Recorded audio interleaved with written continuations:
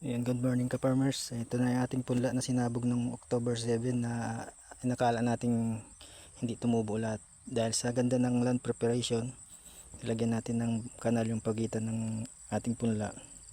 Ayan, yung mga hindi tumubo nung sinabog natin, tumubo pa rin siya. Yan yung kagandahan sa certified na binhi. Kahit naisabog mo siya ng hindi pa siya bumubuka yung kanyang butil, basta maganda yung land preparation ng ating punlaan, tutubo pa rin siya.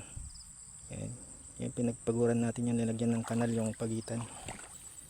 Ayan, farmers, napakagandang land preparation natin dyan. Yan, 60 kilos lang yan farmers yung ating punla. Kasya na to sa kulang 1 hektarya.